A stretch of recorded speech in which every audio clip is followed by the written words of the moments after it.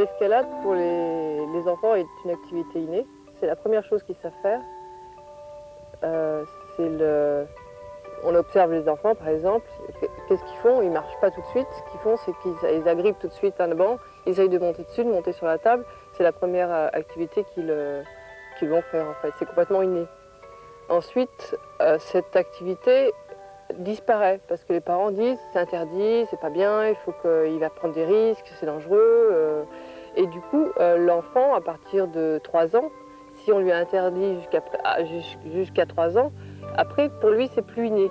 Après, il faut qu'il les réapprenne. Ils ont encore des instincts naturels. Après, ça disparaît et il faut qu'il réapprenne ces mouvements naturels. Alors que si on laisse un enfant dès la naissance, j'ai la naissance, pas exagéré, mais dès qu'ils arrivent à bouger, si on les laisse grimper, a priori, il n'y a aucun risque. En plus, l'enfant a un instinct de danger, comme les animaux. Ils ne vont pas grimper n'importe où, n'importe comment et se laisser tomber, en fait. Donc, ensuite, ça devient plutôt une activité sportive, parce qu'a priori, qu'est-ce qu'on a besoin de grimper? Mais c'est une activité qui est très ludique. C'est un jeu tactique. Tout le monde peut faire de l'escalade. Tout le monde. Bon, ceci dit, il y a des gens qui vont avoir des blocages un peu de peur, etc. Je pense qu'il faut, alors ceux-là, il faut vraiment leur montrer le b.a.-ba, montrer des choses très faciles et pas les mettre devant un mur vertical qui va les rebuter complètement. Sinon, tout le monde peut faire de l'escalade, du bébé jusqu'à la personne âgée. On s'adapte à chacun à son niveau, quoi, et à sa façon de réagir en face à une petite escalade. C'est, moi, je dirais, un des sports les plus complets et qui, en plus, développe toute la motricité. C'est-à-dire que tous les gens qui ont oublié un peu de comment marche leur corps, il y en a même qui oublient comment courir. Et je pense que c'est important de retrouver son corps et d'avoir des sensations dans son corps. Et l'escalade est un moyen de retrouver des sensations, parce que tous les muscles travaillent. Et harmonieusement, c'est-à-dire qu'il n'y a pas un muscle qui va travailler plus qu'un autre. Au départ, on ne va pas se faire des choses très difficiles. On peut grimper un tout petit rocher, puis faire un rocher un peu plus haut, etc. Et c'est toute une mise en confiance et un apprentissage qui est utile.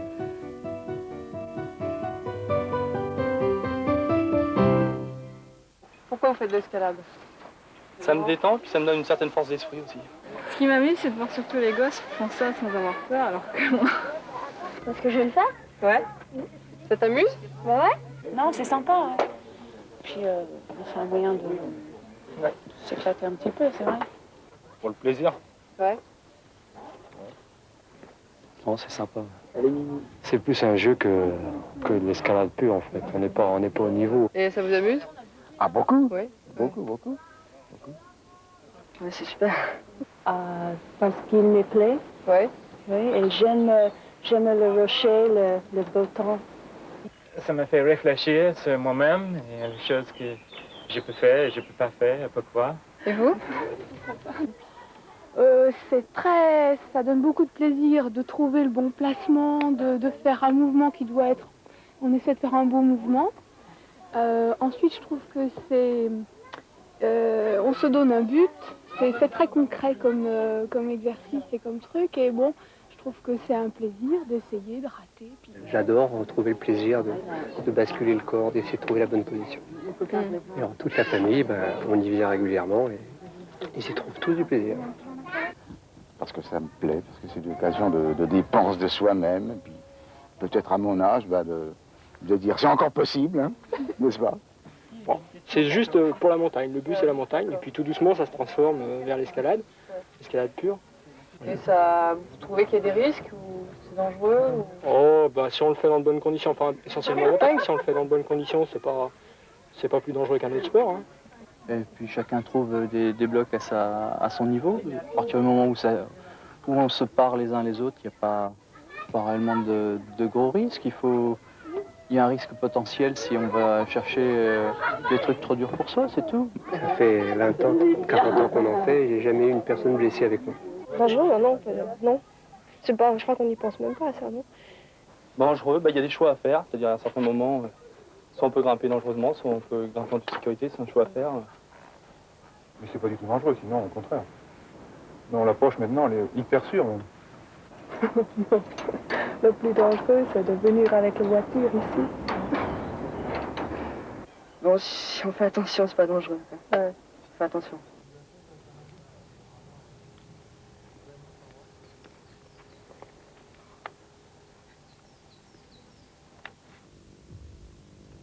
Pour démarrer l'escalade, il y a plusieurs endroits. D'abord dans les villes, je dirais, on peut aller dans les... Il faut se renseigner dans la ville où on habite. Il y a souvent maintenant des gymnases qui existent avec des murs créés, avec des prises artificielles. Ou bien on peut faire ça, par exemple comme ici à Fontainebleau, qui est un endroit avec des blocs, des petits blocs ou des gros blocs, ça dépend un peu des endroits, avec des flèches. Donc on suit les flèches, avec des circuits répertoriés, avec des flèches faciles, avec des flèches difficiles, des circuits différents. Puis aussi les falaises qui sont plus hautes, donc qui nécessitent une corde pour la sécurité et qui se trouvent un peu partout en France. Et il faut se renseigner dans les villes où vous habitez et au club alpin aussi, ou à la fédération pour savoir, Fédération française de la montagne et de l'escalade, pour savoir où ça se trouve. Bon, ici, là, je vais vous montrer Fontainebleau. Fontainebleau, je pense que c'est que des blocs, donc ça. Ce qui est bien, c'est qu'on apprend vraiment la technique de base de l'escalade, parce que c'est au ras du sol, c'est pas dangereux. On rencontre toutes sortes de techniques, de l'adhérence, des surplombs, de tout. Et cette technique, on peut la retransposer en falaise ensuite. Donc pour débuter, je pense que c'est une bonne façon d'apprendre. Ceci dit, on peut aussi apprendre en falaise, différemment, mais c'est aussi une bonne méthode. Mais le bloc, à mon avis, développe à la fois la technique et la force et un peu toutes les sensations, et on peut y venir tout seul. Puis Fontainebleau, ce qu'il y a de bien, c'est que vous pouvez venir tout seul, vous pouvez rencontrer des gens qui grimpent, ils vont vous donner des conseils, vous pouvez leur demander des conseils, et tout le monde est un peu ami quand on se retrouve là, puis après on se sépare dans la nature et puis ça continue. Et bon, c'est un endroit très, très sympa. Alors là, nous sommes dans Fontainebleau, c'est une forêt qui est assez grande, avec plein de rochers par-ci par-là, disséminés. Et chaque lieu a un nom. Par exemple, là, on va arriver, c'est un lieu qui s'appelle la Roche au Sabot.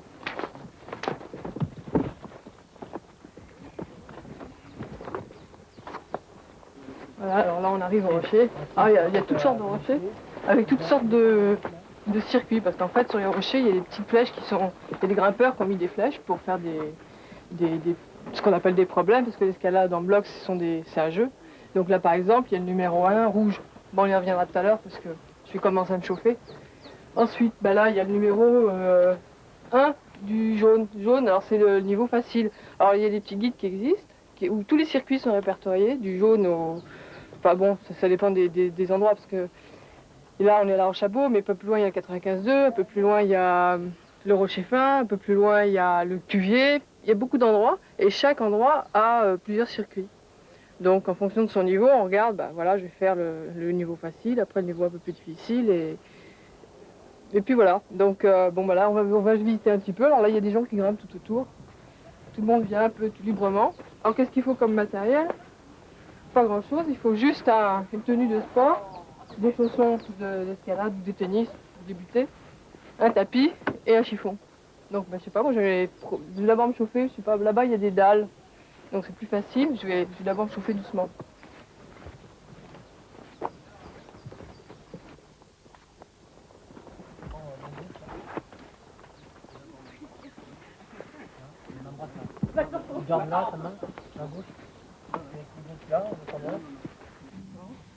Alors là, par exemple, il y a un exemple de dalle où il faut grimper beaucoup sur les pieds en adhérence. Donc il faut bien mettre les pieds, appuyer sur les pieds et utiliser le poids du corps. On peut presque grimper sans main dans ce genre de rocher.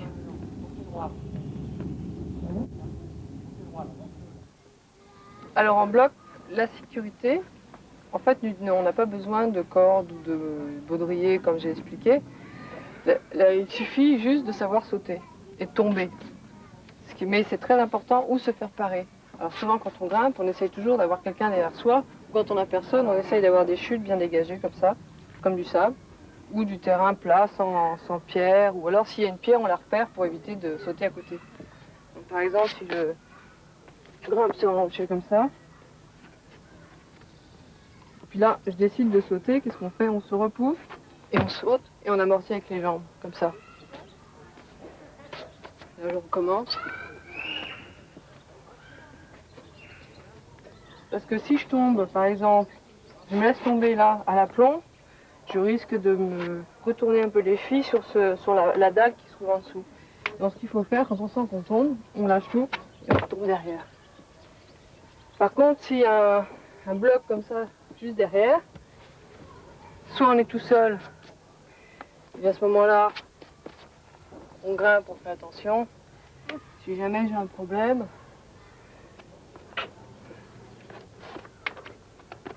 voilà. Si j'ai un problème, là je regarde bien où je vais, soit je vais sauter là-bas à gauche dans le trou, soit je tape à droite ici, toujours en amortissant avec les pieds des jambes. Voilà, il y a quelqu'un qui se met derrière, comme ça, qui est prêt à retenir en cas de chute. Il faudra qu'il attrape le petit trou là-bas. Voilà. Voilà. Et là, on le retient. Les deux mains sur les fesses et hop, on le fait tomber. On recommence une fois.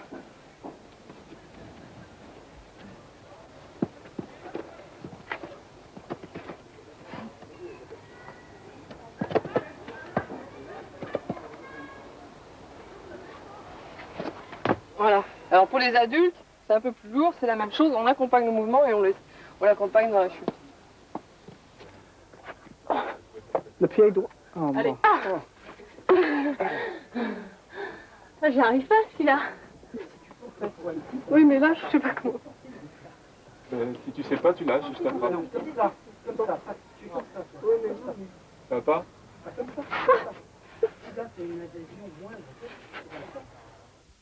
Bon, alors l'adhérence, ça fait partie des paramètres qui existent en escalade. Donc, ce qu'on va montrer là, le rocher, il paraît ridicule, mais c'est important d'avoir des sensations. Savoir appuyer sur ses pieds et ne pas tirer sur ses bras. Donc, là, je fais juste une démonstration. Là, j'appuie.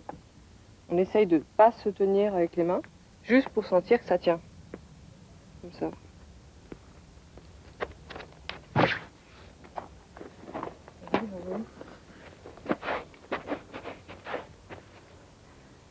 Et en fait, il faut charger tout le poids du corps sur le pied et essayer de mettre le plus de surface possible. Voilà. Et en fait, pour débuter, ce qui est bien, c'est de faire ce genre d'exercice régulièrement, d'essayer de ne pas utiliser les mains et juste grimper, poser ses pieds correctement pour sentir l'adhérence. Alors là, on a montré le pied de face. Maintenant, on peut aussi faire des adhérences de côté. Mettre le pied de côté. Faire la même chose. On voit que ça tient exactement pareil. Là, on tient. Il faut essayer de poser toute la surface du pied sur le rocher.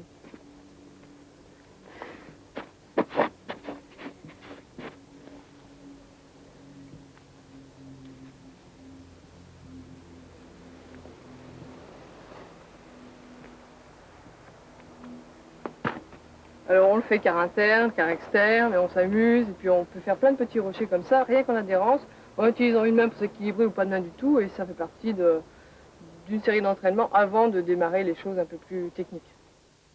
Alors le plus important pour grimper, c'est les pieds. Les pieds, c'est la priorité. Donc je vais commencer donc à expliquer un peu les prises de pieds, comment s'en servir. Et au début, a priori, moi je suggère de ne pas se servir des mains. Ça ne sert à rien de commencer en tirant comme une brute. Donc il faut choisir des petits rochers puis essayer de poser les pieds correctement sur le rocher. Là j'ai choisi spécialement un petit rocher avec des grosses prises de pieds. Donc on essaye de ne pas se servir trop des mains. À la limite on en met une là. Et puis on essaye de mettre les pieds correctement sur le rocher. Alors c'est pas la peine non plus de mettre tout le pied comme ça sur le rocher. Ça ne sert à rien. Comme ça suffit amplement et ça tient. Et on grimpe comme si on montait un escalier. C'est pas parce que c'est de l'escalade qu'on dit c'est l'escalade, c'est bien dangereux, que ça devient dur. C'est juste pareil qu'un escalier. Et le mieux, à la limite, c'est d'essayer de monter les escaliers sur le bout des pieds, vous verrez que ça tient. Voilà. Alors le réflexe des débutants, effectivement, c'est toujours se dire ah, je vais mettre mon pied là, comme ça j'aurai plus de surface. La pression là, il n'y a plus de place pour l'autre pied, etc., etc. Donc, essayez de grimper au départ en se servant uniquement des pieds. Vas-y.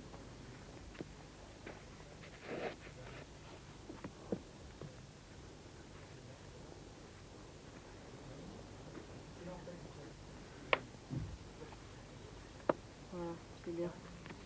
Et en fait aussi on peut se servir des prises, on les prend en frontal comme ça, mais aussi on peut les prendre en quart externe, en quart interne. Là j'appelle quart externe quand je suis posée comme ça, quart interne comme ça, quart externe, quart interne. Voilà. Et on fait la même chose après, on transpose ça sur des blocs plus hauts, ou des falaises plus hautes. Vas-y.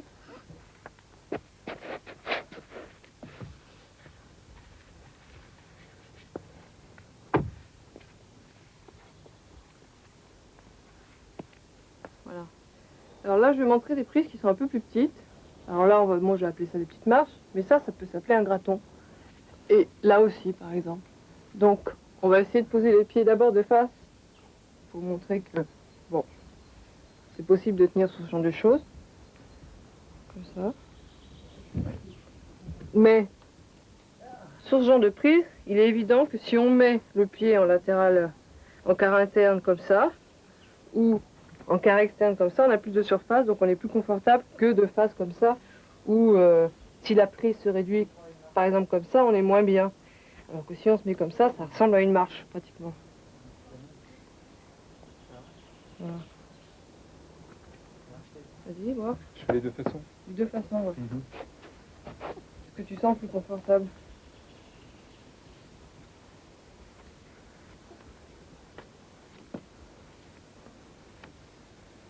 Aussi, c'est pas la peine de mettre la pointe du pied, on peut essayer de mettre juste le bord interne sans que la pointe repose, c'est aussi possible.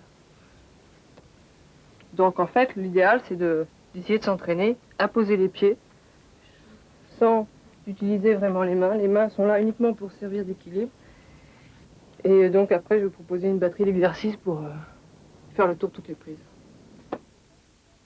Voilà, maintenant, je vais montrer les trous. Bon, là, c'est pas des trous très typiques, mais bon, c'est pour montrer que quand on rentre, quand on met les pieds dans un trou, ce qu'il ne faut pas faire surtout, c'est le mettre au fond. Parce que quand on le met au fond, on est coincé. Par exemple, si je fais ça, là après je peux plus monter, je suis tout empotée. Alors que si je le mets là, ça me dégage le genou et ça me permet de mieux grimper. Voilà. Donc il faut mettre le pied toujours au bord du trou, ça ne sert à rien de le mettre au fond. Voilà, là, le pied dans le trou. Ça ne sert à rien de faire des grands pas. Voilà, au bord. Au bord du trou. Et voilà. Alors là, je vais montrer une fissure. Bon, c'est pas une super fissure, c'est juste pour montrer comment on coince les pieds. Et comment, en fait, il faut poser le pied dedans, presque en vrille. Et ça tient en coincement, en fait. Donc, je grimpe là. Ce que je fais, c'est que je pose mon pied un peu en torsion comme ça, je vrille et ça tient. Là, pareil. Hop. Hop. Alors, il y a des fissures qui peuvent faire, aux États-Unis surtout, puis dans le granit, qui peuvent faire 100 mètres de long. Bon, alors ce que je propose maintenant, c'est maintenant qu'on connaît un peu toutes les prises de pied, comment on les prend en quart externe, quart interne, en adhérence, etc. Ce qu'il faut faire maintenant, c'est faire des exercices tout simples, traverser les bras du sol, monter, essayer de ne pas utiliser du tout les mains, ou juste pour l'équilibre, et sentir toutes les différentes formes d'appui, et translater le poids du corps surtout d'un pied sur l'autre. Par exemple là, j'ai pas besoin de mes mains, parce que je transfère mon poids du corps d'un pied sur l'autre. Là, par exemple, ça va faire un pas trop haut, ça sert à rien du tout, il vaut mieux faire ça. Là, je vois qu'il y a une grosse prise ici, je transfère, je reviens là, et je monte comme ça. Ce qui est très important, c'est de transférer le poids d'un pied sur l'autre, pour éviter de faire un effort trop brutal sur les bras. C'est pour ça qu'en fait, le mieux, c'est de le faire sur des dalles, pratiquement. Par exemple, si je fais ça, là, il va falloir que je tire, parce que j'ai fait un trop grand pas, et donc je peux plus, j'ai du mal à transférer. Alors que si je fais ça, comme ça, tout simplement avec des petits pas, ça va tout seul. Bon, en fait, c'est des exemples d'exercices qui apprennent à avoir des sensations, qui donnent confiance dans les pieds. Là, voilà, là tu fais demi-tour, et bon, tu montes là-dessus par exemple. Là, ouais. Là. Voilà, là, c'est bien.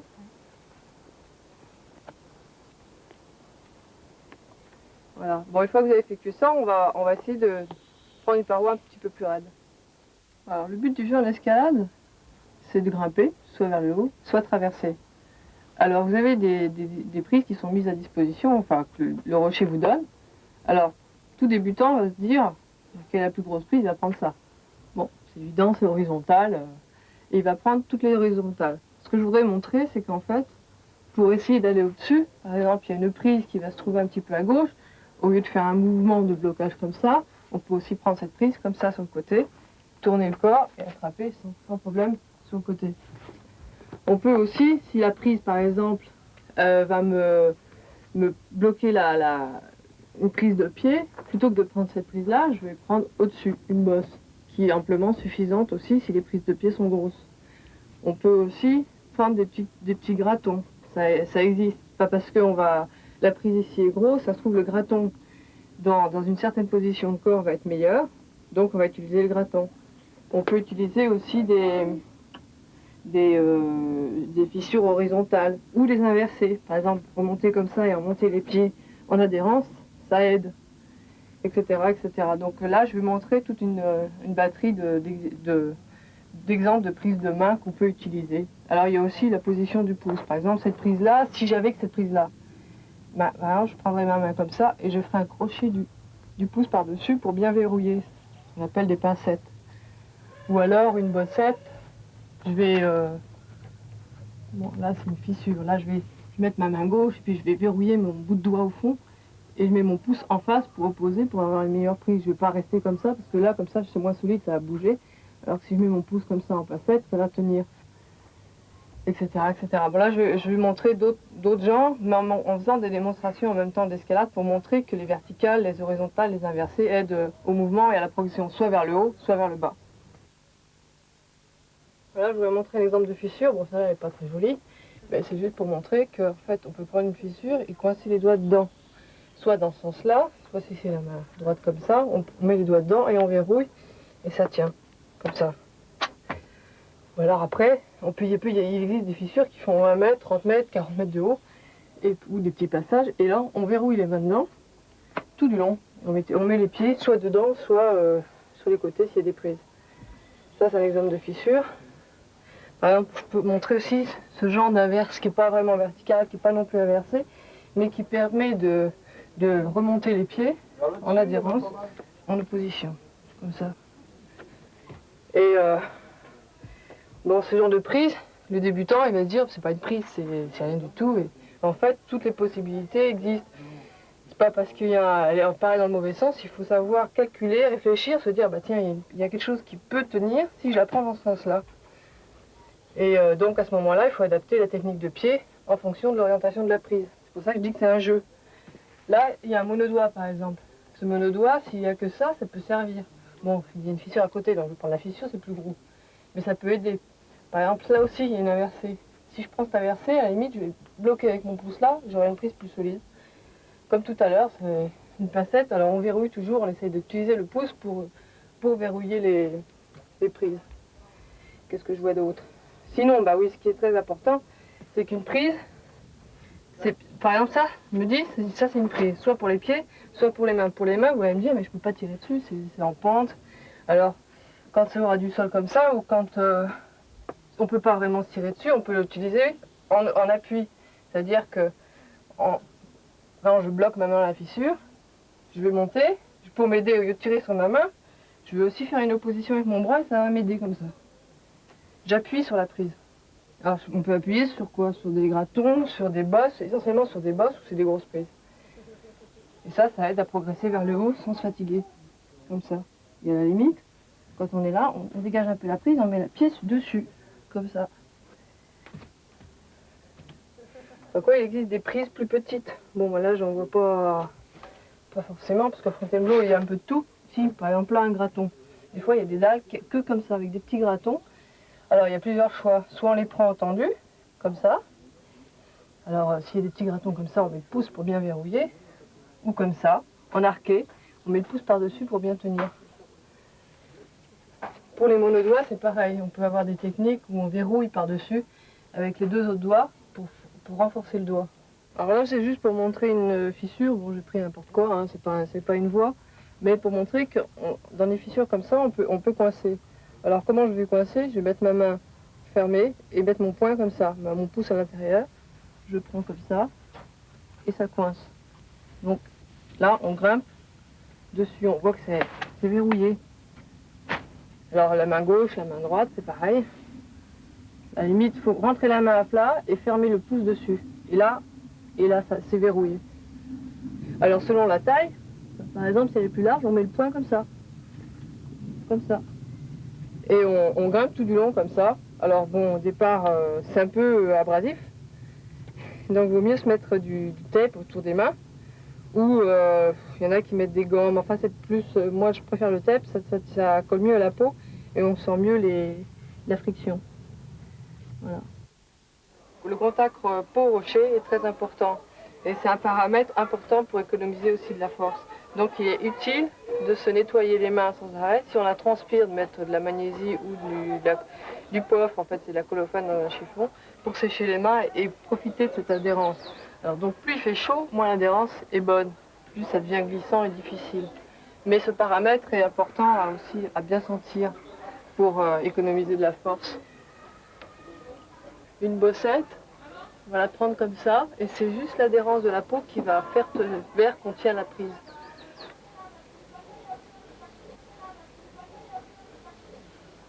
Alors pour montrer les prises verticales, je pensais qu'un arbre, c'était une bonne façon de démontrer. Parce qu'en fait, la prise verticale, les mains sont à la verticale, donc ça revient un peu au principe. Les pieds, ils vont s'opposer aux mains, comme si on montait un arbre. Ça doucement. Voilà. Ça, c'est l'arbre classique. En rocher, qu'est-ce qu'on va trouver? On va mettre les deux mains du même côté, sur une arête. Et on va remonter comme ça tout du long.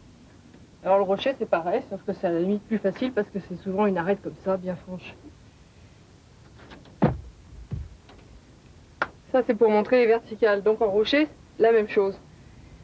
Des fois, il y a des arêtes, on remonte des arêtes complètes, mais des fois, on trouve des prises verticales. Et ce qu'il faut retrouver, c'est cette sensation d'opposition entre le pied et la main. Donc il faut poser les pieds pour qu'il y ait un certain équilibre. Si je mets les deux pieds, par exemple ce pied-là et cette main-là, je tourne. Alors que si je mets ce pied-là complètement à l'opposition de la main à gauche, je tourne moins. Bon, on va essayer de voir ça sur le rocher. Alors là, c'est un rocher pour montrer que l'escalade, c'est aussi un système d'opposition, des forces qui s'opposent en fait. Donc moi, par exemple, si je prends une inversée, je vais repousser mon arc, je vais former un arc en posant mon pied là. Après, si je pose mon pied gauche, par exemple, et je mets mon pied droit en drapeau comme ça va me permettre d'aller attraper au-dessus. En fait, c'est toutes des sensations qu'il faut sentir. Et dès qu'on sent qu'on tourne et qu'on a choisi le mauvais pied, il faut changer de pied. Par exemple, là, je fais ça. Là, je suis sûre que je vais tourner, comme ça. Et là, j'aurai rien. Alors que si je mets le pied gauche là, et que je fais un drapeau comme ça, je ne tourne pas. Et je viens chercher directement ici. Après, ce pied droit, ça me permet de m'opposer. Et là, je vais repousser sur la paroi avec mon autre main pour attraper au-dessus. Et après, c'est que de l'opposition, ce qu'on appelle des dulfères. C'est ce qu'on retrouve beaucoup en fait en granit. Voilà. Pour aussi vous démontrer comment on utilise les prises verticales. En fait, les prises verticales, elles servent essentiellement à translater, par exemple, si une prise verticale là, et que je vais chercher une prise là-bas à gauche, je vais me servir de la prise verticale pour poser mes pieds. Je vais poser mes pieds, je vais tracer le poids de mon corps et je vais attraper comme ça. Ou dans le sens inverse. Enfin, on utilise ça dans ce sens-là essentiellement pour attraper, aussi pour se reposer en falaise, ça devient plus haut. Au lieu d'avoir toujours les mains comme ça, on essaie de temps en temps de prendre des verticales pour se reposer. Alors comme ça, ou on peut les utiliser aussi comme ça et se repousser et attraper quelque chose comme ça, etc.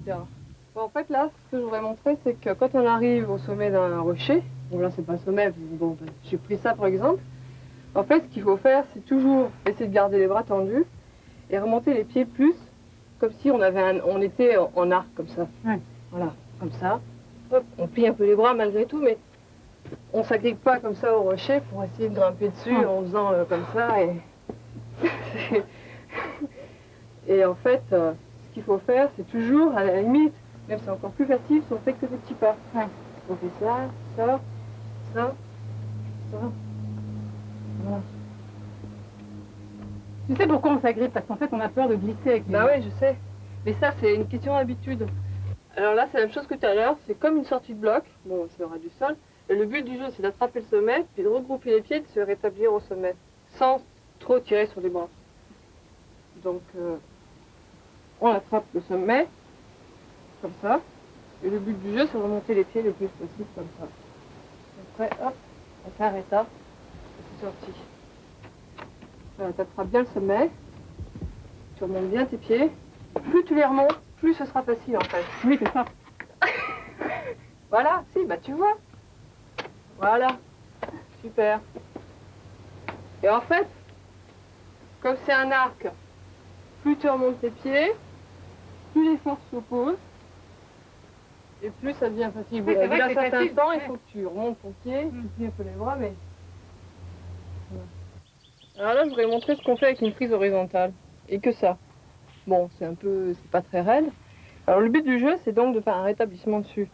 Donc je vais remonter mes pieds doucement, comme ça, le plus haut possible. Là, je vais retourner ma main. Et puis, en même temps que je tire du bras gauche et que je pousse du bras droit, je m'élève, comme ça. Et une fois que je suis sur le bras droit, je peux carrément lâcher la main gauche, je peux monter le pied, m'asseoir dessus, je peux attraper au-dessus. Alors, bon, ça, après on développe, sans problème.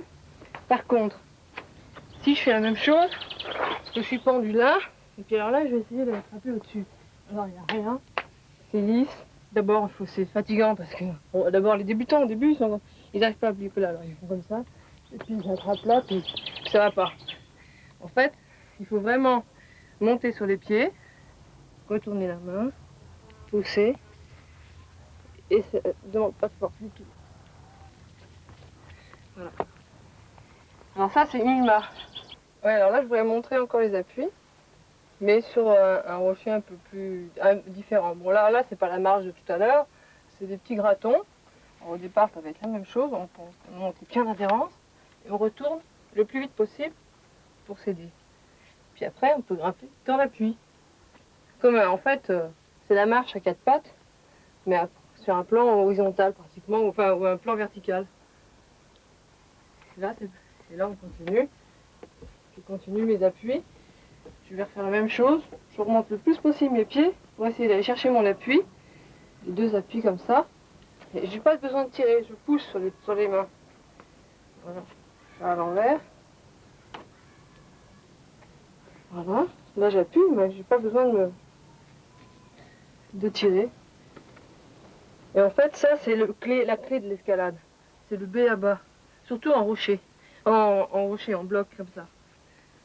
Il faut toujours appuyer pour s'économiser. Si on tire, on est foutu. On fait pas la journée. Un débutant, ce qu'il va faire, lui, il va faire ça. Il va monter comme ça. Et après, il va se dire, qu'est-ce que je prends, c'est tout lisse. En fait, il faut faire ça. Et on appuie. Là, c'est fini. Il n'y a plus de difficulté. Là, je peux montrer aussi un exemple d'inversé. Même genre. C'est-à-dire que je monte là-dedans, en appui. C'est-à-dire que je vais monter mon pied là.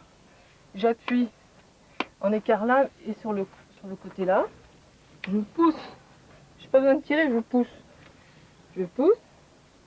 Et puis là, pour aller au-dessus, c'est plus raide. Donc là, je vois qu'il y a une inversée.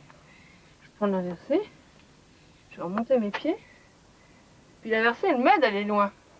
J'aurais eu une prise comme ça, un petit graton comme ça, je pourrais pas pousser sur mes pieds comme je fais. Je peux glisser, je suis mal.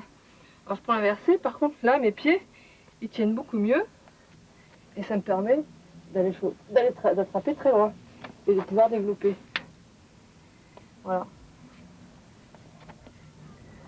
En fait, l'escalade, c'est que des appuis, des oppositions, et on tire pas comme ça tout le temps sur les bras, quoi. Toujours essayer de s'économiser.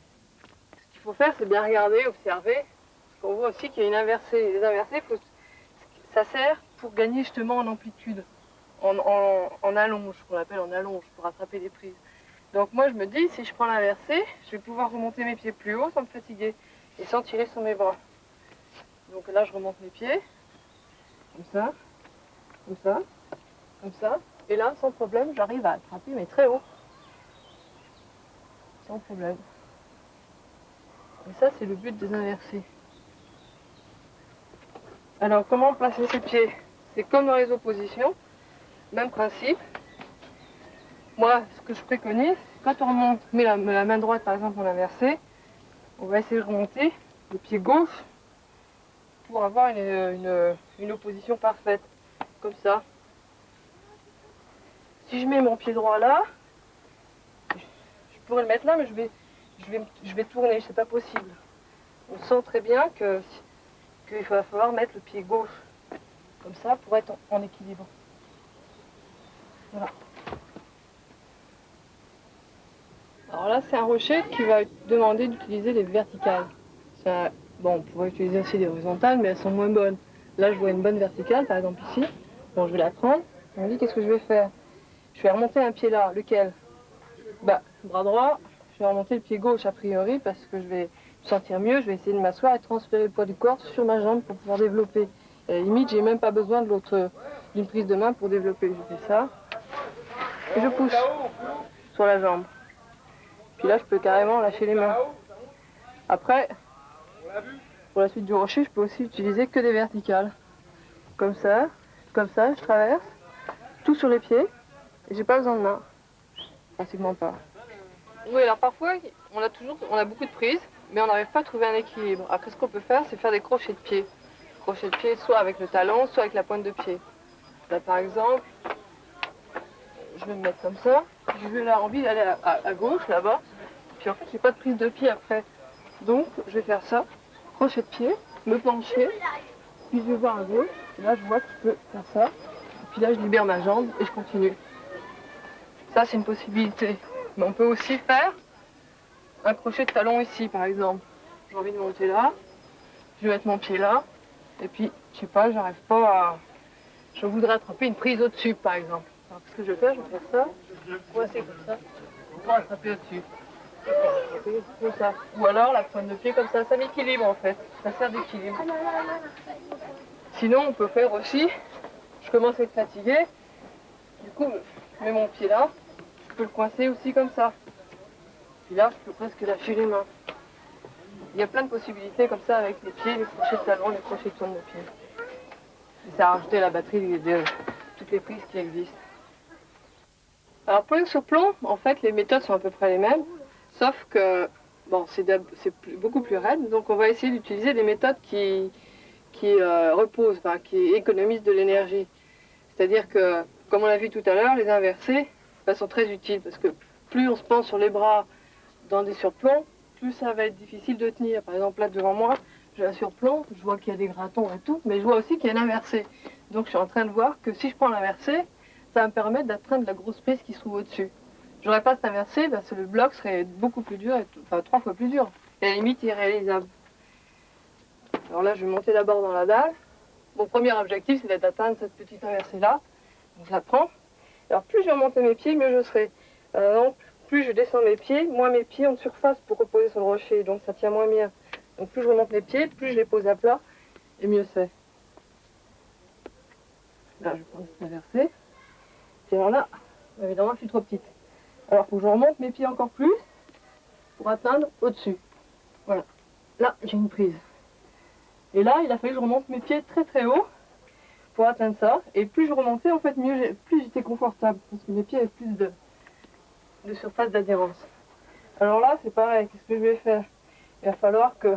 Je n'ai pas envie de me fatiguer trop. Donc, je remonte mes talons pour essayer d'attraper au-dessus. Ou mes pieds. Voilà. Là, je remonte mes pieds.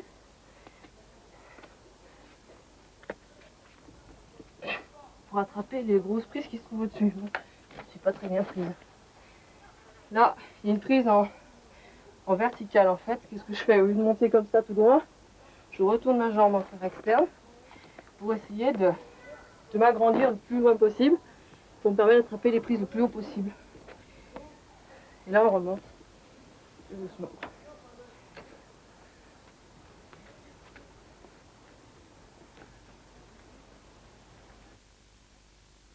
Bon, alors là, ce rocher, on voit qu'il est un peu plus raide. Alors, toutes les méthodes que j'ai expliquées jusqu'à présent, dans les inversées, les verticales, les horizontales, etc., en fait, quand c'est surplombant, on retrouve un peu la même chose. Donc, comme je l'ai expliqué aussi pour les méthodes de surplomb, il faut absolument utiliser le maximum d'inversés pour s'économiser. Plus on utilisera les inversés, plus ce sera facile. Donc là, je vais essayer de vous décrire les mouvements en cours de route. Bon, alors là, il y a une écaille. Qu'est-ce que je vais faire? Je vais remonter mes pieds. Bon, là, je remonte mon pied droit, parce qu'en fait, je peux m'opposer avec la main gauche, ça m'évite de tourner. Comme ça, je remonte. Là, je repousse bien sur mon pied gauche pour attraper cette grosse prise. Après, je laisse basculer pour me mettre bien tendu, bras tendu. Puis là, évidemment, je pourrais tirer sur mes bras comme ça, comme une folle, et puis attraper là-haut. En fait, c'est beaucoup plus difficile de faire ça que de voir. Là, il y a une inversée. Je vais faire ça, tout simplement. Hop, et j'attrape au-dessus sans problème. Voilà. Alors, comme tout à l'heure, quand on a une inversée main droite, le mieux, c'est d'attraper, de mettre le pied gauche en adhérence en dessous. Après, on continue. Voilà, c'est des gros baquets, donc je reste bras tendu, je remonte doucement mes pieds. Là, il y a encore un baquet. Et puis, en fait, je vais faire comme les rétablissements du haut du bloc. Je vais remonter maximum mes pieds en arc, comme ça, pour retrouver un appui ici. Bon, par exemple, là aussi, je me trouve là. Bon, c'est un couloir. Je peux montrer la technique de cheminée. La technique de cheminée, c'est tout bête. On oppose les deux mains, ça peut relâcher les pieds, ça tient. Ou on peut se tenir sur les pieds, ça tient. C'est des oppositions permanentes. Alors aussi, si on veut, on peut grimper aussi comme ça, à l'ancienne. Enfin, à l'ancienne même pas, parce que en montagne, on utilise ça dans les falaises. Et on remonte comme ça, les pieds d'un côté, les fesses de l'autre. Alors on est complètement coincé, on peut se reposer. Des fois, c'est très impressionnant, parce qu'on ne peut rien mettre comme protection. Mais bon, il ne peut rien arriver, on est bloqué. Alors ça, pareil, on peut faire ça chez soi, dans un couloir d'appartement, de maison. Et s'amuser, d'ailleurs les gamins, on n'a pas besoin de leur demander, ils les grimpent tout de suite. Et ils se cachent au-dessus des portes. Alors, pour débuter l'escalade, le matériel. Alors le matériel d'abord, avant tout, c'est les vêtements. Les vêtements qui soient souples pour lever les bras, pour lever les jambes. Et qui ne craignent pas non plus d'être abîmés. Parce qu'en fait, avec l'abrasion du rocher, on peut très vite faire des trous. Donc je vous conseille de prendre des vieux survêtements et des vieux t-shirts et des vieux pulls pour aller faire de l'escalade. Ensuite, bon si vous démarrez doucement et voir un peu ce que c'est, vous vous baladez à Fontainebleau, vous pouvez commencer à y aller en tennis. Ou au pied des falaises, aller en tennis, tâter un peu le terrain, voir un peu ce que c'est, traverser au pied des falaises. Les tennis, à la limite, suffisent. Par contre, même si vous avez des tennis, je vous conseille d'utiliser un tapis, comme ceci. Vous prenez le paillasson de votre porte, et puis un chiffon pour nettoyer un peu les prises, et vous nettoyez les chaussures pour pas que ça glisse. Mais bon, moi je vous conseillerais, pour pas vous dégoûter, d'utiliser les chaussures d'escalade. C'est quand même bien plus pratique, et c'est étudié pour ça. Alors les chaussons, il existe plusieurs types. Vous avez les ballerines, c'est très souple. Elles sont toutes faites avec de la gomme résinée. C'est de la gomme de Formule 1 en fait, avec un peu de cellophane à l'intérieur, de la résine à l'intérieur plutôt. Et moi je conseille ces chaussures-là pour les enfants et pour les gens qui sont des gens légers, des personnes légères. Ça leur permet de mieux sentir les prises. Comment les choisir? Les choisir, ce type de chaussons, ça se met comme un gant. Il faut que ce soit complètement adapté à la forme du pied. Donc, si vous faites par exemple du 37, moi je conseillerais de prendre du 36 pour que ce soit bien moulé. Parce que quand on essaye des chaussures de ville, il y a toujours une petite marge devant. Et ça, c'est pas vraiment utile. Il faut vraiment que le chausson englobe tout le pied. Ensuite, vous avez aussi ce genre de chaussons beaucoup plus rigides. Ce que je conseillerais plutôt à des adultes qui sont plus lourds et qui ont besoin d'avoir une tenue de pied quand même importante. Donc c'est le même principe, gomme résinée, avec un laçage jusqu'à la cheville. Il y en existe d'autres avec des lassages sous la cheville, mais enfin bon, ça dépend un peu de la personne et il n'y a pas de conseil vraiment à donner. Par contre, au niveau de la taille, je conseillerais pareil de prendre une pointure en dessous de votre taille normale. Ça s'agrandit d'abord, et pour mieux sentir les prises, on a besoin que les chaussures soient ajustées comme des gants. Voilà, ça c'est une chose. Ensuite, pour grimper, les grimpeurs en principe utilisent de la magnésie. La magnésie, c'est du magnésium du carbonate. Ça s'achète en magasin de sport. Et on met ça, on casse les morceaux blancs à l'intérieur du sac à magnésie, ça donne un peu de poudre, ça sèche les mains soi-disant. Alors moi, si vous voulez utiliser, c'est bien, mais moi j'ai commencé l'escalade les 10 premières années sans magnésie. J'en ai utilisé juste un jour pour faire un film, pour que ça fasse plus vrai et plus grimpeur. Alors bon, ça dépend un peu des gens. Ensuite, si vous voulez démarrer un peu la falaise, et si vous avez la possibilité de grimper sur des cordes, ce qui est idéal, c'est d'avoir un baudrier. Alors un baudrier, c'est un harnais, c'est ce qu'on appelle aussi un harnais. Comment ça se met? Bon, le principe, c'est donc de répartir les forces de chute sur les sangles du baudrier. Et c'est en fait votre fauteuil, c'est le fauteuil dans lequel vous allez tomber, si jamais vous tombez en tête ou en second. Alors ça s'enfile comme une culotte, exactement. C'est tout simple. Dans le baudrier, la boucle est toute bête. Par contre, il ne faut jamais oublier de retourner ce bout-là dans la boucle. Parce qu'en fait, ça se desserre au fur et à mesure que vous grimpez et il risque de se défaire complètement. Qu'est-ce qu'un 8? C'est cette pièce de métal qui va vous permettre d'assurer votre collègue pour grimper, qui se place devant vous et d'abord dans un mousqueton à vis, comme ça. Le mousqueton à vis, c'est un mousqueton avec une vis toute simple pour bloquer le doigt du mousqueton. Ce mousqueton, vous le placez devant vous sur ce point-là, et ça vous permet donc d'assurer vos amis pendant les journées d'escalade. Bon, ça c'est une pièce utile à avoir. Chacun devrait avoir son 8, ne serait-ce que pour redescendre en rappel s'il y a besoin ou pour assurer votre ami. Ensuite, si vous voulez pousser un peu plus l'escalade, si ça vous plaît vraiment, moi je vous conseillerais d'affûter votre matériel. Donc ça veut dire les dégaines. Qu'est-ce qu'une dégaine? Ben, c'est ça, c'est 2 mousquetons reliés par une sangle et qui permettent en fait, la corde va passer dans ce mousqueton-là recourbé. Moi j'utilise les mousquetons recourbés, c'est plus facile pour mousquetonner, passer la corde à l'intérieur. Bon, la petite sangle sert en fait à laisser la corde libre lors de vos escalades. Ça évite le tirage, qu'on appelle le tirage, c'est quand vous grimpez, si ça bloque un peu sur le mousqueton, c'est difficile à tirer. Donc ce matériel-là s'accroche tout autour. L'idéal, c'est d'en avoir une douzaine, entre 10 et 12. Ça s'accroche comme ça. Ça, c'est le porte-matériel qui est prévu à cet effet. Et ensuite, vous pouvez aussi investir dans une corde. Une corde, moi je dirais qu'il faudrait une corde simple. Bon, maintenant, il existe des cordes d'escalade classiques en 10 mm, 10,5 ou 11 même. Et je les choisirais, tant qu'à faire, si vous investissez un petit peu, 60 mètres. 60 mètres, c'est bien pour ce que je vous expliquerai tout à l'heure, ce sont des moulinettes et ça vous permet de faire l'escalade vraiment en toute sécurité. Il est rare de trouver des falaises de plus de 30 mètres. Donc le 30 mètres, la personne monte de 30 mètres et se fait redescendre jusqu'en bas par son second. Et comme ça fait une épingle à cheveux. Et la corde est suffisamment longue. Les 50 mètres, 55 mètres, c'est un peu juste parfois. Donc vous pouvez rajouter 50 francs, 100 francs de plus pour avoir une corde qui s'adapte partout. Voilà. Alors la sécurité, en fait, quand on parle de sécurité, c'est important de parler de sécurité. On pense toujours que l'escalade, c'est un sport dangereux. En fait, si on observe les règles de sécurité, il y a très très peu d'accidents. Je dirais même qu'il y en a beaucoup moins que dans des sports comme le football, le rugby, ou même le cyclisme. Enfin, je ne vais pas tous les citer. Donc, qu'est-ce qu'il faut pour respecter ces règles de sécurité? Alors, si on parle de bloc, le bloc, ce qui est important, ce sont les chutes.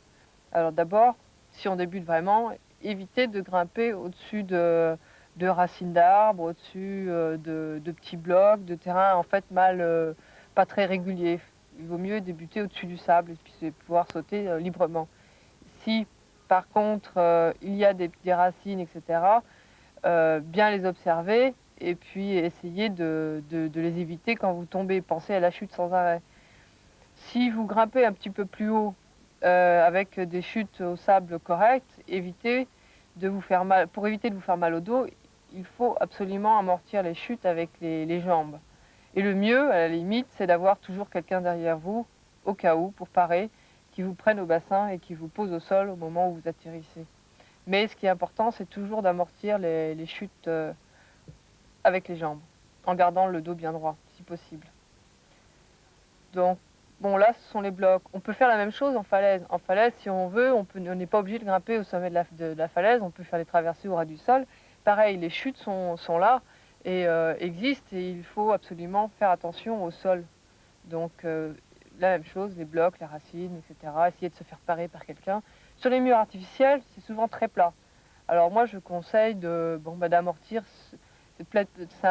Sur les murs artificiels, le sol est dur et c'est souvent du béton, du macadam ou un plancher complètement différent du milieu naturel, donc très dur. Ce qu'il faut absolument, c'est amortir avec les jambes, tout le temps. Et éviter de monter trop haut parce que les talonnades, ce qu'on appelle talonnade, c'est quand on tombe sur le talon, on se fait très mal au talon, on peut avoir mal pour une ou 2 semaines, si ce n'est plus, ou se casser de l'astragale, etc. Et ça, c'est un peu stupide. Donc je conseille de ne pas monter trop haut, surtout faire des traversées, puis amortir les chutes avec le corps, donc en utilisant vraiment les jambes. Ensuite, en falaise, il existe du matériel qui est là pour ça. Le matériel, c'est d'abord la corde, que j'ai montré tout à l'heure. La corde, elle va être là d'abord pour, si vous grimpez en tête, pour vous retenir, ou en second, pour vous assurer tout du long il n'y a aucune chute à prévoir. Disons que si jamais ça ne va pas, vous asseyez dans la corde, elle est là pour vous retenir. Il y a aussi un principe important, c'est de toujours savoir où on va aller grimper. Si on ne connaît pas le terrain, on peut se lancer dans des choses très difficiles et pas du tout adaptées à son niveau. Donc moi, je recommande avant tout d'avoir ce qu'on appelle un topo d'escalade, qu'on trouve dans les magasins de sport, dans presque tous les magasins de sport, qui répertorient un peu toutes les voies avec les degrés de difficulté et qui vous disent aussi il y a tant de pitons dans la voie, etc. Donc ça, c'est très important de le savoir. Ou si vous n'avez pas trouvé un topo, si le topo n'existe pas encore, le mieux, c'est d'aller dans le lieu où vous voulez aller et de demander aux gens qui sont autour de vous comment c'est, si c'est dur, comment c'est équipé, et se renseigner, ne pas se lancer tout seul sans demander au préalable ce que ça vaut. Aussi, je recommande de ne pas faire d'escalade tout seul. Je recommande d'être toujours à deux, d'abord pour la parade, plus pour, si jamais vous avez une corde, que ça vous serve à quelque chose. Vous êtes tout ça, ça ne vous servira pas à grand-chose.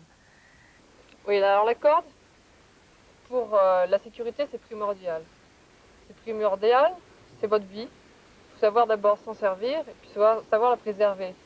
Parce que je dis préserver, il y a quand même des précautions à prendre avec une corde. Par exemple, il ne faut pas la mettre dans votre voiture à côté d'une batterie pour pas qu'elle se fasse bouffer par l'acide. Il faut éviter de pisser dessus aussi, parce que c'est de l'acide. Il faut éviter de marcher dessus. Il faut éviter de la mettre dans le sable aussi, parce que les grains de sable se mettent dans la corde et risquent de bouffer à l'intérieur les filaments de lame.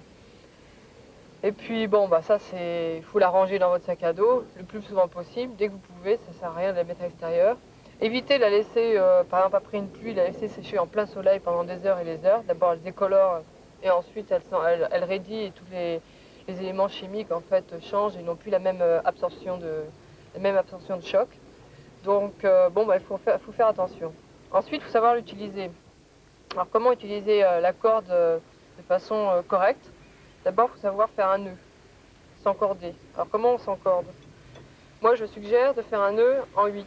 C'est-à-dire, c'est pas un nœud tout simple comme ça, c'est un nœud où on fait un demi-tour en plus, et on passe la corde comme ça. Ça fait un 8. Ensuite, ce brin-là, on va le passer derrière, complètement le long du ventre. Il faut que toute la corde passe le long du ventre, qu'il n'y ait aucune partie de baudrier qui soit entre la corde et votre ventre, votre bassin. Bon, une fois que la corde est passée derrière, il faut suivre la corde qui est ici. Donc, il faut suivre tout le dessin de la corde pour parvenir à faire un beau 8, comme ça. Bon, ce nœud, on l'utilise parce que d'abord, c'est un des plus sûrs, et ensuite, c'est un des plus faciles à reconnaître. C'est-à-dire que quand on voit que le 8 n'est pas parfait, on se dit qu'il est raté. Donc, c'est facile de recommencer et d'essayer de faire un nœud parfait. Donc, il ne faut jamais, comme je l'ai dit, s'assurer sur ce truc-là. Cette boucle-là, sert uniquement d'auto-assurage à un relais, ou je vais l'expliquer un peu plus tard. Il faut toujours avoir la corde qui vous longe le t-shirt. Ensuite, vous n'allez pas grimper comme ça, il vous faut quelqu'un pour vous assurer. Parce que s'il n'y a personne au bout, ça ne sert à rien.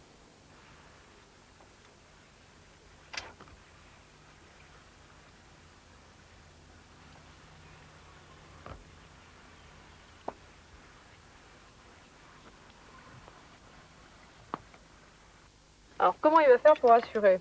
Moi, je recommande avant tout qu'il s'attache aussi au bout de la corde. Je pense que quand les deux sont attachés, ça pose moins de problèmes.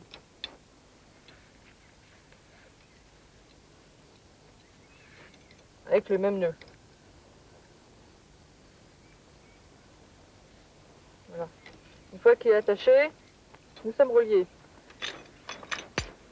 Pour assurer, il va falloir utiliser cette pièce que je vous ai montrée tout à l'heure, le 8, qui va s'attacher, c'est la partie, donc le point, qui est là sur le baudrier, qui est fait pour ça. Donc, on passe le mousqueton dedans.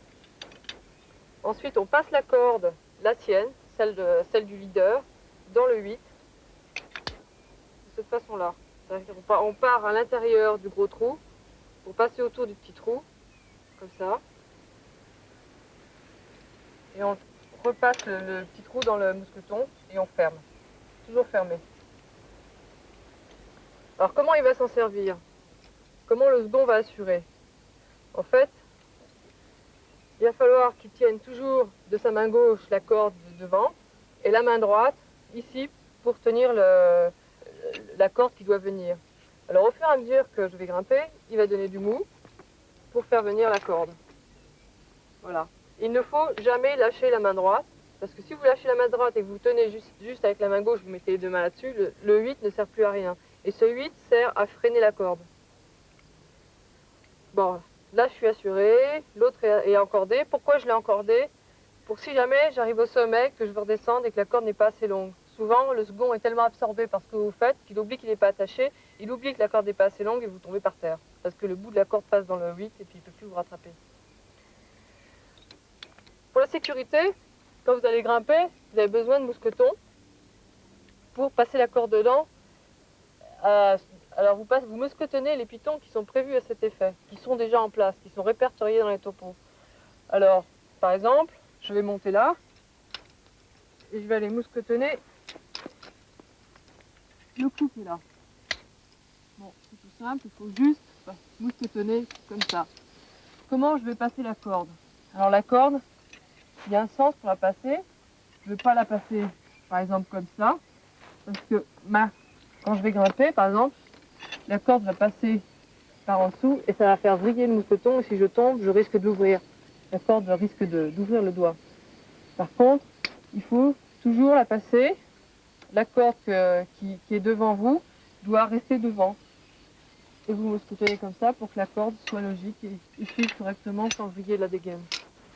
Si par exemple j'avais fait l'inverse, si j'avais fait ça, elle passe par en dessous, ça aurait fait vriller le mousqueton et ça risque de le faire, de l'ouvrir en cas de chute. Parce que le mousqueton peut se bloquer avec le rocher et donc c'est pas du tout bon. Il faut toujours que le mousqueton soit à plat sur le rocher quand vous grimpez et que la corde donc passe, votre corde passe sur le mousqueton. Qu'est-ce qui va se passer en cas de chute? Eh bien, écoutez, je continue à grimper.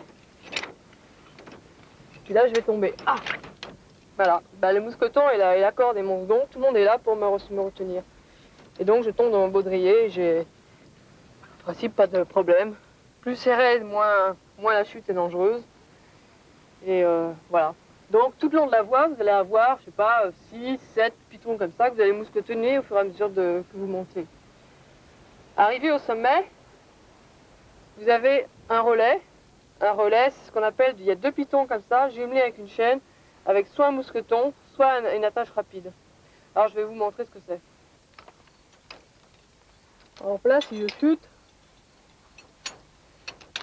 la chute sera la même. C'est prêt, Lothar? Voilà. Mais l'effet sera le même si je tombe par-dessus, alors si je vais un peu plus haut.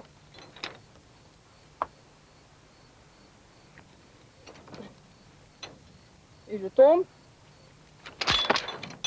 On amortit bien avec les jambes et il n'y a pas de problème. Tout est prévu pour ça. Et le second ne doit jamais lâcher sa main droite en aval du descendeur, du 8. Donc, le problème, c'est pour bien qu'il m'assure, il faut qu'il, par exemple, s'il est là, et si je tombe, eh ben, il va être emmené par la corde et il va piquer le nez là-bas dans le rocher. Donc, il faut qu'il soit absolument près du rocher pour pouvoir m'assurer correctement.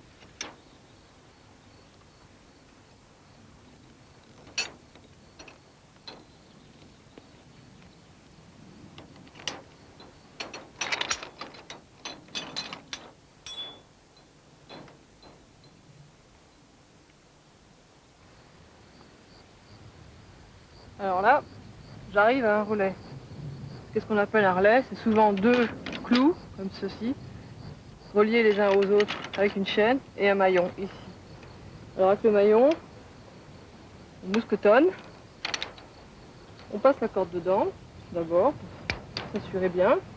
Et ensuite, on prend une deuxième dégaine. On mousquetonne à l'anneau qui est devant le baudrier ici. Et on vient se vacher dessus. Alors, ça dépend un peu de la position du relais. On peut se vacher soit sur ce mousqueton-là, soit sur le maillon directement.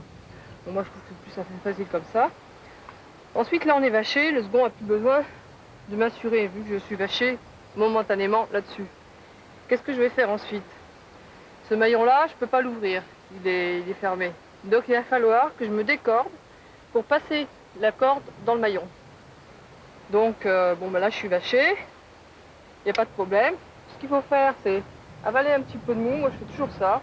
Je fais un nœud comme ça, que je passe dans le mousqueton. Là, ça, comme ça, si jamais je fais tomber la corde, j'ai toujours ma corde sur moi. Je me dévache, enfin, je me décorde.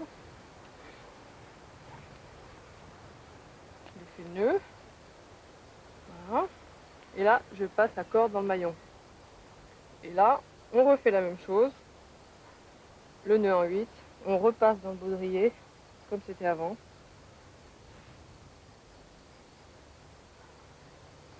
Voilà. Ensuite, on défait le nœud qui est là, qui n'est plus utile, vu que je suis à nouveau encordée. Voilà. Maintenant, on fait tomber la corde. On dit à son relais, à son second en bas, Lothar, est-ce que tu peux me prendre? On dit toujours, est-ce que tu es prêt? Est-ce que tu peux me prendre? Quand il dit oui, on démousquetonne les mousquetons qui sont là, sur le relais. Tu me prends? Je suis prise. Donc, voilà. Une fois que je suis prise, il me tient et c'est lui qui va me descendre. Alors, comment je vais descendre? Ben, pour descendre, il ne faut pas rester collé à la paroi comme ça, parce que sinon, on va se râper les jambes et tout le corps. Il faut se repousser et au fur et à mesure qu'on descend. Lothar, tu me fais descendre un petit peu? Donc là, je descends tout doucement sur les pieds. Et j'ai pas besoin de tenir la corde, ça ne sert à rien. Alors quand on descend en moulinette, ce qu'on appelle en moulinette, eh ben, il faut toujours se mettre en arrière pour être bien sur les pieds et pouvoir contrôler un peu tout. On n'a pas besoin de tenir la corde, ça ne sert à rien. De toute façon, si votre nœud est mal fait, tant pis pour vous, quoi. En principe, le nœud, c'est toujours le nœud en 8 qui doit être impeccable. Et donc, il n'y a aucune raison de vous tenir. Si votre second et vous avez confiance dans votre second, il n'y a aucun problème. Donc, vous pouvez sautiller pour juste apprendre un peu à vous déplacer. On peut aller à droite, à gauche. C'est sans risque du tout. Alors, je vais arriver au sol. Voilà. Doucement. Et puis là, je demande à mon second s'il veut y aller en tête ou en second. Parce que là, il a le choix. Soit il suit la corde sur laquelle il est déjà assuré, soit on peut enlever la corde, il peut se décorder, on tire la corde, il la fait en tête aussi. C'est au choix. Donc ben là, il va le faire en second pour que vous voyez bien comment ça marche. Alors là, on dit qu'on avale la corde, c'est-à-dire qu'on ramasse tout le mou. Alors je lui prends le 8. Alors pour l'assurer, c'est pareil. Je passe la corde dans le 8. Je passe sur mon baudrier, je ferme la vis et je l'assure en second. Alors au fur et à mesure, il va défaire les nids de gaine, il va les accrocher sur son baudrier, et voilà. Alors là, même s'il tombe, alors là on peut s'éloigner pour regarder. Et même s'il tombe, il n'y a aucun problème, il ne tombera pas de haut parce qu'il est toujours dans la corde. Donc toujours garder une main en aval du descendeur, du 8, pour bien assurer si jamais il tombe.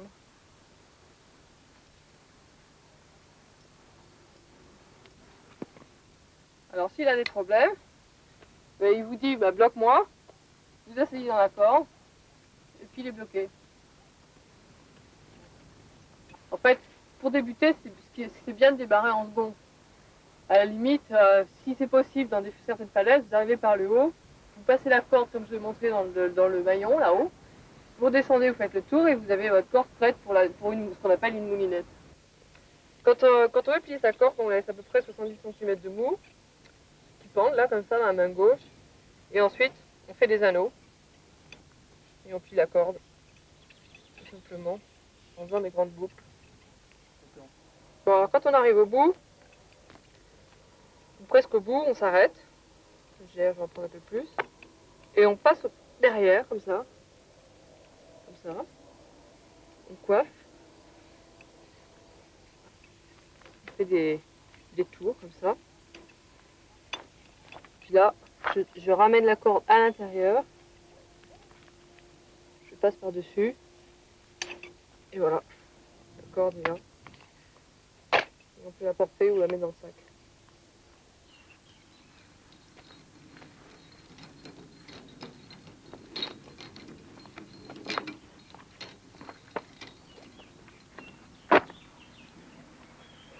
Bon, alors quand vous arrivez dans une falaise, ce qu'il faut faire, c'est d'abord regarder les reliefs, voir un peu comment ça se passe. En fait, on constate que dans chaque falaise, le rocher est différent. Vous alliez même à 1 kilomètre d'ici ou 2 kilomètres, c'est à chaque fois différent. Donc, il ne faut pas vous attendre à retrouver exactement les mêmes structures que ce que vous voyez, par exemple, sur cette vidéo. Il faut s'adapter et puis essayer de regarder un peu ce qu'on peut faire avec cette roche. Par exemple, moi, ce que je suggère avant de démarrer, enfin, surtout pour tous les débutants, c'est d'enfiler vos chaussons et puis de commencer à observer le rocher et à grimpouiller sur des petites structures pas très hautes pour sentir le terrain et sentir vos pieds et sentir l'adhérence que vous pouvez avoir avec vos chaussons.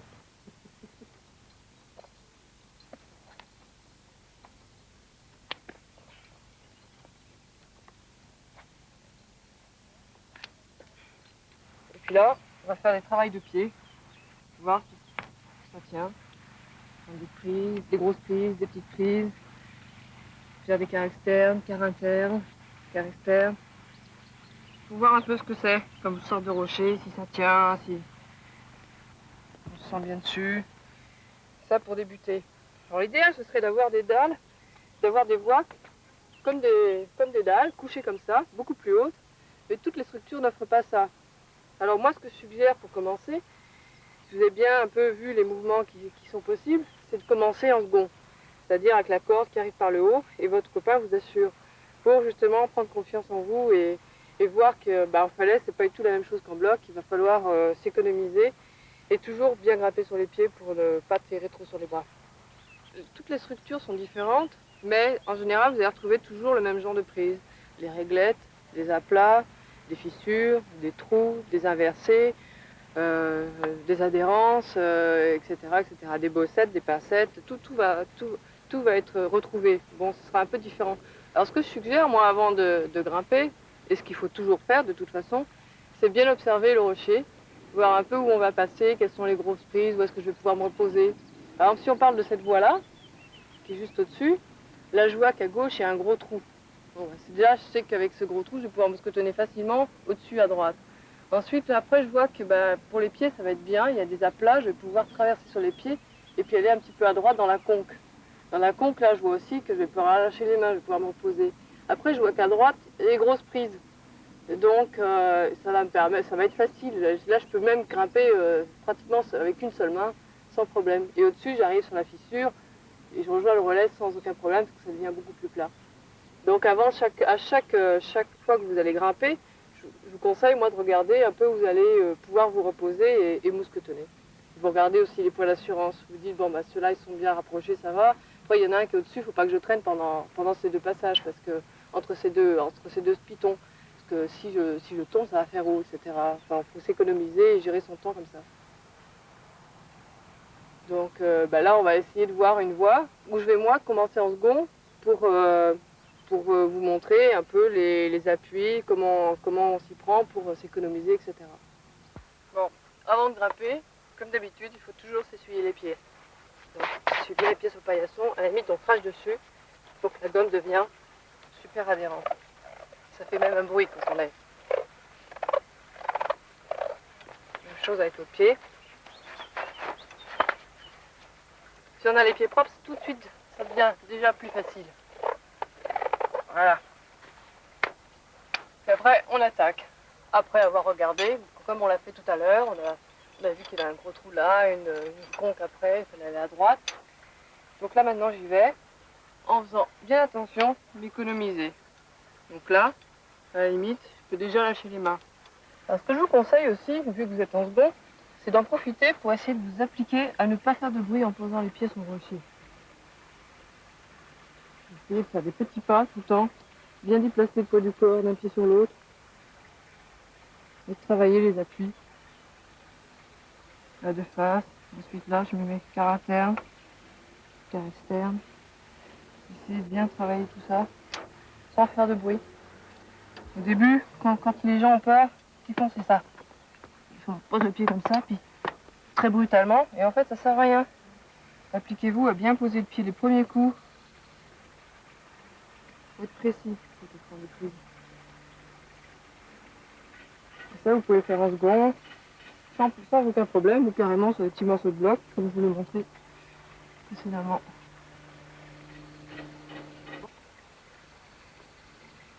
Là, toujours la même chose, quand on prend des grosses prises, c'est pas la peine de mettre le pied au fond. Il faut le mettre juste là au bord, ça suffit. Ici, et là, tout le long de la voie, on essaye de s'économiser au maximum. On utilise les techniques qu'on a apprises, c'est-à-dire de profil, les déplacements du corps, les changements de pied, quart externe, quart interne. Donc là, on va regarder maintenant au-dessus de moi. Qu'est-ce que je vais prendre? Alors là, je vois qu'il y a une grosse réglette ici. Comment je vais m'y prendre? Je vais me mettre quart externe, ça sera moins dur. Comme ça. Là, ça va me permettre d'attraper le trou au-dessus. Là, je vais remonter mon pied ici. Hop. Et là, je pousse sur ma jambe. Là, je continue toujours bien sur les pieds. Lâcher les mains, sans problème. Les mains sont là uniquement pour m'équilibrer. Pour m'aider un petit peu, pour pousser un peu sur mes jambes. Voilà. Des grosses prises. Alors là, il y a des... Qu'est-ce que je vais faire là? Un débutant, il va se dire, oh là là, j'ai pas de grosses prises. En fait, c'est qu'on continue, il y a toujours des petites prises qui sont là. Des petits reliefs, on prend en adhérence, quart interne comme ça. Ça sert à rien de faire des grands pas. Là, par exemple, je peux encore lâcher les mains. Je pousse comme ça, je transfère mon poids du corps sur cette jambe-là. Je pousse. Et toujours des petits pas. Alors là, comme je suis en second, il va falloir que je fasse une traversée. Je vais démousquetonner pour me permettre de continuer sans être empêché par la forme. Pareil, on continue à faire des petits pas. Toujours des petits pas. À la limite, comme on est en second, on peut s'obliger à lâcher une main pour bien sentir les pieds. Voilà.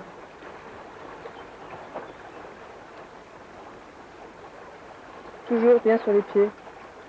Alors je mets la main droite.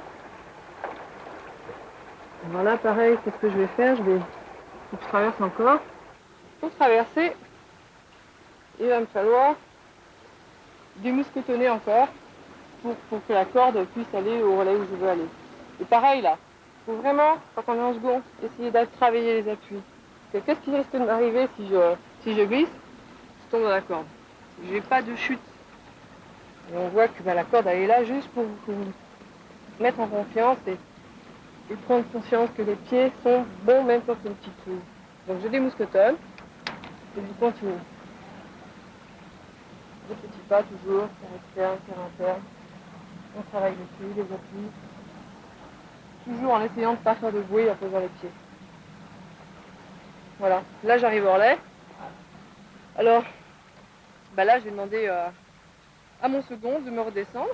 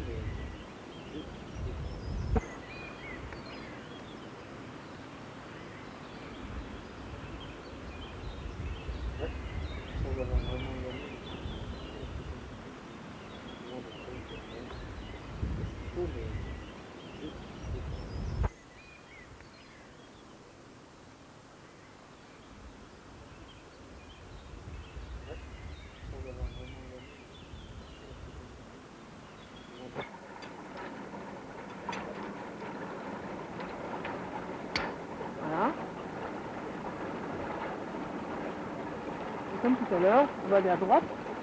Vous avez vu qu'il y a des grosses prises. Merci sur mon pied. Hop, je remonte. Toujours bien sur les pieds. Alors là, ce qu'il ne faut pas faire, par exemple, la corde elle est là, sur mon côté gauche.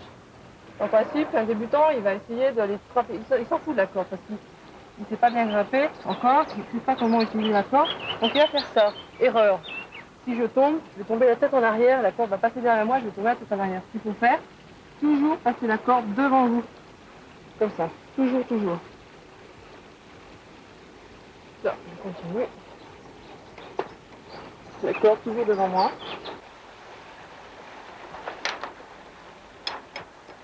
Arrivé au relais, qu'est-ce que je fais? Je mousquetonne le relais, on vérifie qu'il y a toujours 2 points pour que ce soit un vrai relais. Ensuite, je m'attache.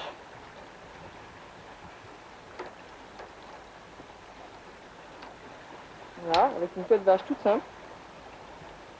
Là, je peux rester pendu, sans problème. J'avale la corde, tout mou. Voilà. Voilà. Là, il est au bout. Donc, je passe ma corde dans le mousqueton. Alors, soit vous choisissez, vous n'avez pas de descendeur sur vous, hein, le 8 comme ça. Donc, vous pouvez faire un tour mort, tout simple. Comme ça. Et en fait, bon, là, vous contrôlez bien, vous gardez bien les 2 mains dessus.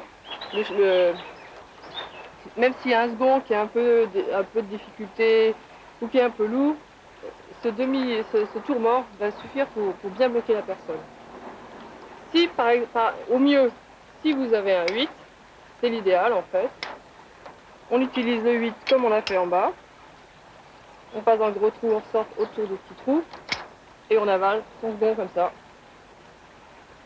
Voilà, jusqu'à ce qu'il arrive. Alors, il arrive au relais. D'abord, première chose que je vais faire, c'est que je vais l'assurer. Donc pour l'assurer, je fais une queue de vache, tout simple, comme ça, et je mousquetonne au relais. Voilà. Une fois qu'il est assuré, on enlève le 8.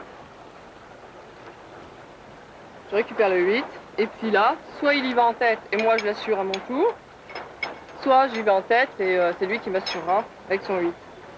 Voilà.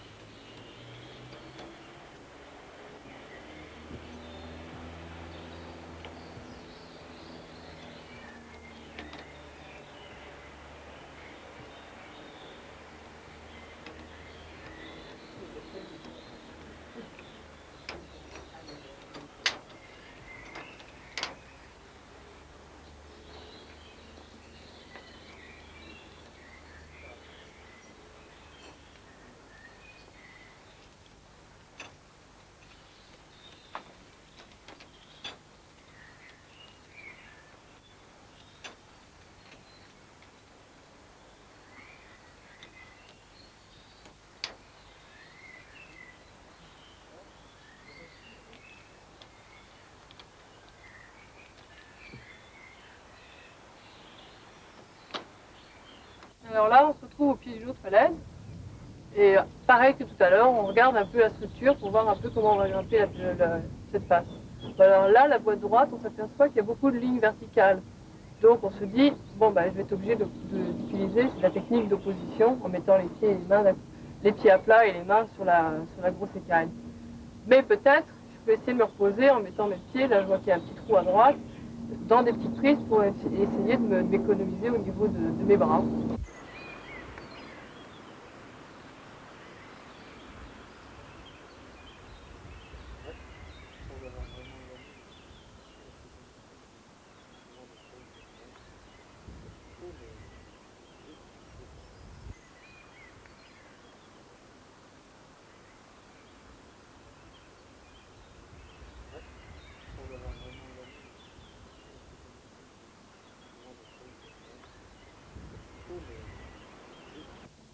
Voilà, je vois que je suis bien pour mousquetonner. J'ai les 2 pieds bien sur des bonnes prises. Je mousquetonne. Et je continue. Là, je me dis, pour grimper, il faudra que je grimpe en écart, bien détaché du rocher pour m'économiser. Alors toujours, quand on est bien, en profiter pour mousquetonner. Alors là, j'ai les pieds en écart. Ça me permet de bien tomber.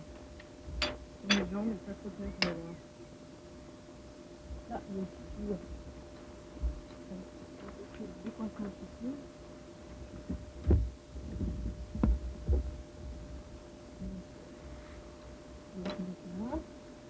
Là, je fais un appui.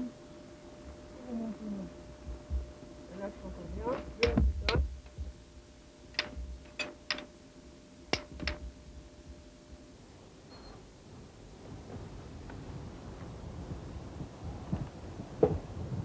Tout est dans les pieds en fait. Les mains ne servent pas juste à équilibrer.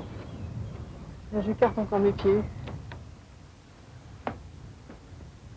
Là, je suis bien pour mousquetonner.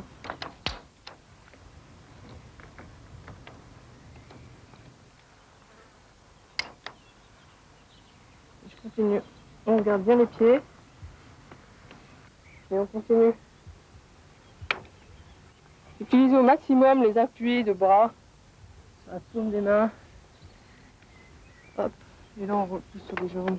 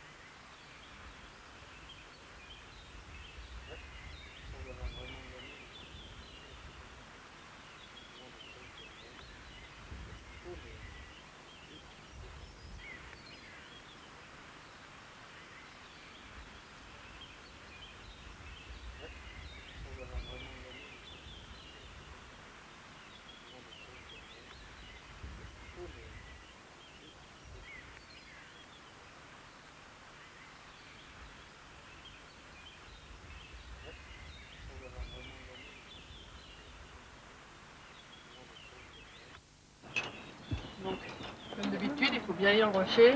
On voit qu'il y a des trous dans tous les sens. Là, il y a un trou. Alors, je vais remonter en quart externe, comme ça. Je mousquetonne. Là, il y a une grosse prise. Je monte. Là, je vois qu'il y a une prise je peux prendre par-dessus ou par-dessous. En fait, je vais utiliser après par-dessous pour translater mes appuis. Là encore, il y a une prise en inversée. Donc, plus je remontais mes pieds, plus je serai confortable. Voilà. Et toujours de profil. C'est beaucoup moins fatigant que de face comme ça.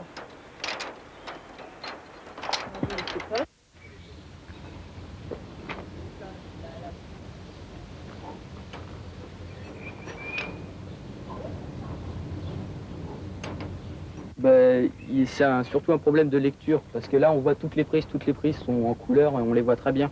Tandis qu'à Fontainebleau ou en falaise, il faut les deviner, il faut les chercher d'abord. Et elles ont surtout pas la même taille. Voilà, oui, le mur c'est pour s'entraîner, on peut changer les prises, on peut faire des mouvements, les travailler pour pouvoir plus tard faire une voie en falaise. Comme vous le voyez, les prises présentent les mêmes particularités que sur structure naturelle. C'est-à-dire qu'on a essayé de retracer un peu ce qu'on retrouvait en rocher. On retrouve des bossettes, des gratons, des médaillons. On retrouve, là c'est encore une bossette. On retrouve des bidois, on retrouve des pincettes, bon, etc. Comment on aborde les structures artificielles? Moi je dirais qu'il faut faire, ça paraît facile parce que les prises sont visibles. On se dit je vais pouvoir grimper dessus, c'est facile, je les vois bien, je sais. Et en fait, je trouve qu'il faut faire attention, pas se faire griser par la facilité, parce qu'il y a des risques. Le risque, c'est qu'il y a une prise qui tourne. Donc une prise qui tourne, ça veut dire qu'on risque de tomber, de se fracturer une cheville ou de se faire mal. Donc sur des structures artificielles assez hautes, il faut toujours utiliser une corde. Soit en tête, parce qu'il y a des spits pour mousquetonner, comme je l'avais expliqué avant dans la sécurité, soit en second avec une corde pour éviter de tomber. Donc pour grimper sur structure artificielle, je vous conseillerais de bien penser à vos mouvements, c'est-à-dire à travailler les appuis et surtout à vous mettre de profil. Alors moi je vais essayer de faire une traversée et je vais essayer de respecter cette règle. Bon, là je mets de profil, comme ça. Je travaille bien le côté. Là je vois qu'il y a une difficulté, donc je vais me retourner comme ça. Je m'en mets de face pour essayer d'étudier un peu les mouvements. Voilà. On essaye toujours de ne pas se mettre trop de face par rapport au rocher.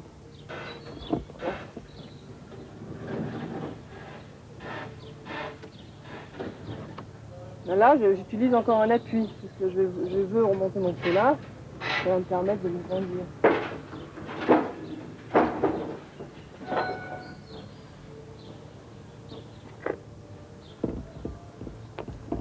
Là, je redescends, je suis toujours de profil.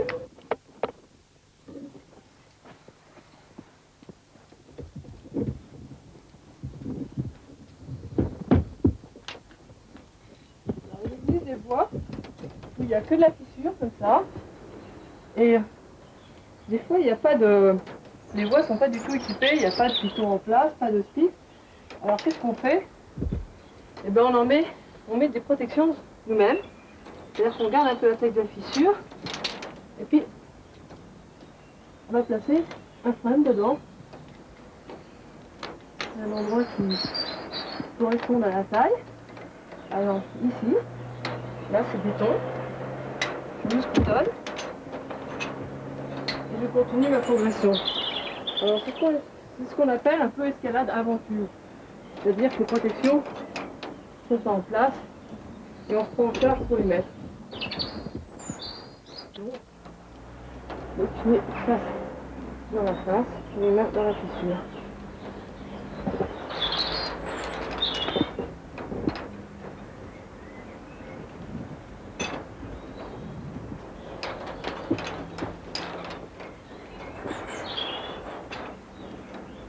On rentre là au-dessus.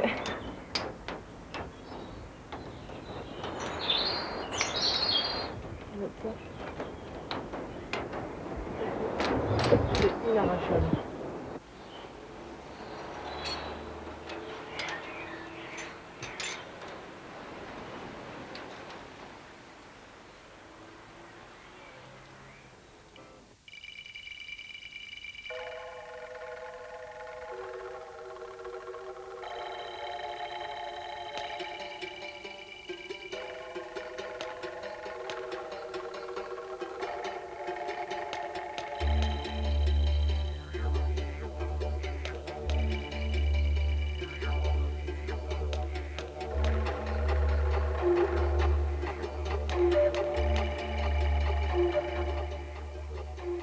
Moi, ça m'a apporté beaucoup. C'est d'abord parce que le résultat est concret. Quel que soit son niveau, même si c'est très facile, même si c'est une échelle, même si c'est une dalle toute facile, même si c'est un tout petit rocher, on peut réussir. Et le fait de réussir, je pense que c'est très important pour tout le monde. On n'est pas forcé d'avoir des succès partout dans la vie. Au moins en escalade, on en a. Même si c'est facile. Et au moins on a la satisfaction d'arriver au sommet, puis de se dire, bah voilà, j'ai réussi, super, et puis on est content de soi. Et on n'a pas besoin des autres, on n'a pas besoin de se comparer, parce qu'on est tout seul dans la nature, et puis on est content du résultat, puis après on essaye de faire un peu plus dur, etc.